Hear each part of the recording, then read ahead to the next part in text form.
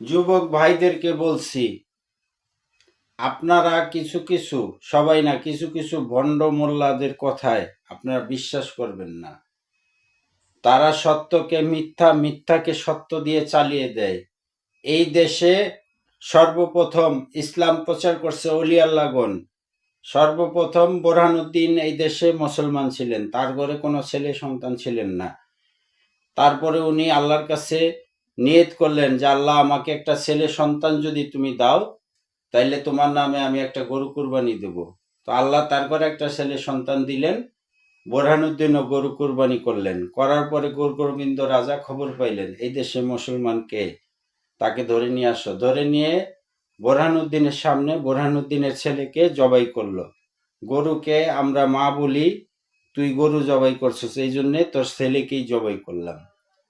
তো বোরহানুদ্দিন সেই বাগদাদে চলে গেলেন। যাওয়ার পরে বড় পীর সাহেবের কাছে নালিশ দিলেন। দেওয়ার পরে ওইখান থেকে হযরত শাহজালাল বাবা ৩৬০ জনকে নিয়ে বাংলাদেশে পদার্পণ করলেন।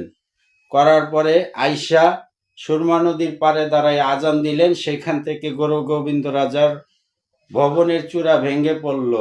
সেইখান থেকে গুরু গোবিন্দ রাজার সঙ্গে হযরত শাহজালাল বাবার যুদ্ধ হলেন। হওয়ার পরে জিওস্কুয়া ছিলেন গৌর গোবিন্দ রাজার, কুফুরি কালামের। সেই জিওস্কুয়ার পানি ছিটায় দিলে মরা মানুষ জিন্দা হয়ে যেত। তো শাহজালাল বাবা যা রাত্রে হত্যা করত, পরের দিন সেটা আবার জিন্দা হয়ে যেত। তখন সে আল্লাহর কাছে ফরিয়াদ করল, আল্লাহ, এটা কি ব্যাপার? তখন ধ্যান যুগে সে দেখতে পেল ওই কুয়ার পানি নষ্ট করতে হবে। তখন কে নষ্ট করবে? সেই আল্লাহর ওলি গেসুদারাজ, সে বলল, আমি নষ্ট করব আমি। তো সে সেখানে যান। যাইতে যাইতে দেখেন যে সেখানে উলঙ্গ নারী দাঁড় করায় রাখছেন, সেই কুয়ার কাছে যাতে কোনো মুসলমান না যেতে পারে। তো এই অবস্থা দেখে এই গেসুদারাজ কেল্লা শাহ আল্লাহর ওলি নিজের কল্লাটা এইভাবে ধরে নিজের কল্লা নিজে শিরচ্ছেদ করে দিলেন। দেওয়ার পরে ওইখানে গিয়ে ওই কুয়ার ভিতরে গরু গোস্তের টুকরা ফালাইলেন। সেখান থেকে ইসলাম বাংলাদেশে বিজয়ী লাভ করে, সেখান থেকে ইসলাম ধর্মের প্রচার।